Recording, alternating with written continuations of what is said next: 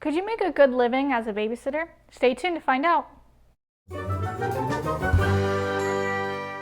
Hey sitters, welcome back to another video. It's Lydia, thanks for joining me. And if this is your first time here, hit that subscribe button so you can learn more, to earn more, to have more fun. If you are returning, welcome back, thanks for joining me. Today we're going to be talking about if you can make a good living as a babysitter. I have done it and so can you.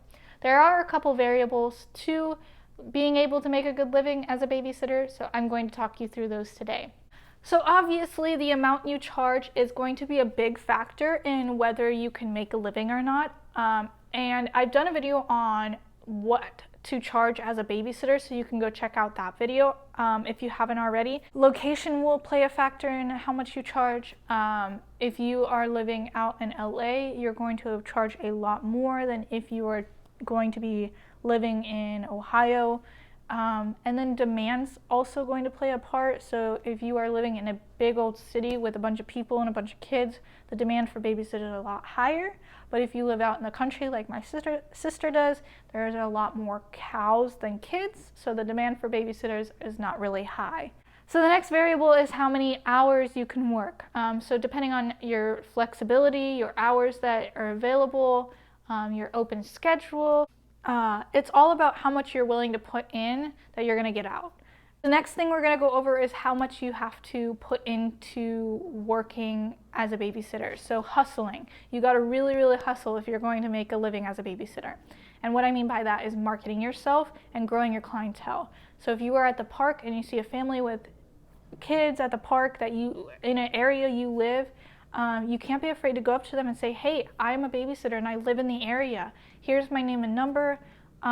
If you are ever looking for a date night, or maybe your babysitter cancels on you and you need a backup, please call me. I would love to work for you. You need to check in on clients after you babysit for them. You need to just basically make sure that you are in the minds of clients when they're looking for babysitters. And you're staying in their minds. So the pros and cons of making a living as a babysitter versus another job. You're your own boss as a babysitter. And yes, I know you go into somebody else's house and you work under their roof and under them, and they kind of tell you the rules and stuff, so I get that.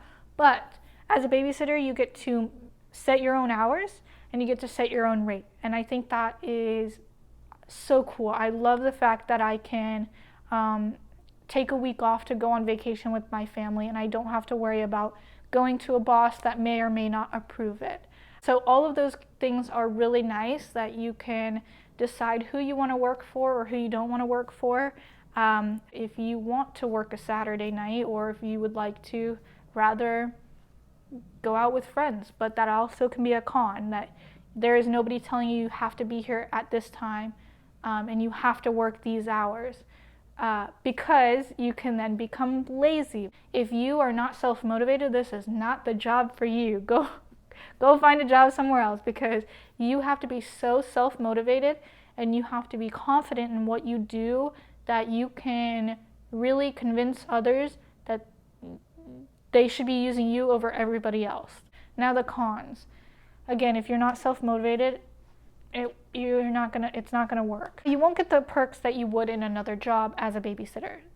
For example, you will not get health insurance, so either that is free or discounted. As a babysitter, you won't be able to get that. Retirement funds, so the company that you're working for would put, some companies that you work for will put money into a 401k for you for retirement. As a babysitter, you don't get that. Paid time off you don't get. And then overtime. Some companies pay overtime. If you work over a certain amount of hours, you get paid time and a half.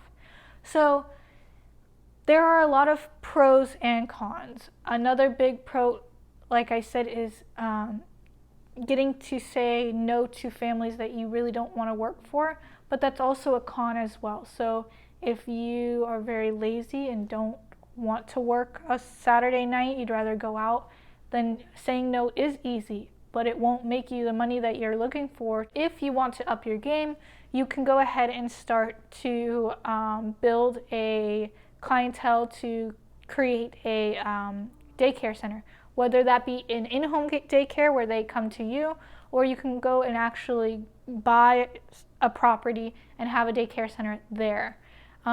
Also, when I started, I worked with about 30 clients and I was able to do it all by myself. But as I started to grow more and more, I am now up to about 95 different clientele, families, whatever you'd like to say. And I can't do it alone. So I have found 2 other girls that babysit, and they pay me a referral fee. So if I cannot work with a family and I'm already booked, then I will send the babysitters that pay me a referral fee their names over to these families so they can work for them. And so I am not only babysitting myself, but also making money while other girls are babysitting.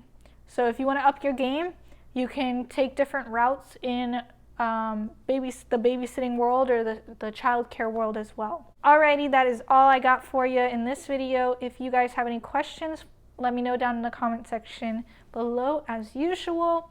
If you like this video, give it a big thumbs up. Thank you so much for watching, and I'll catch you in the next video.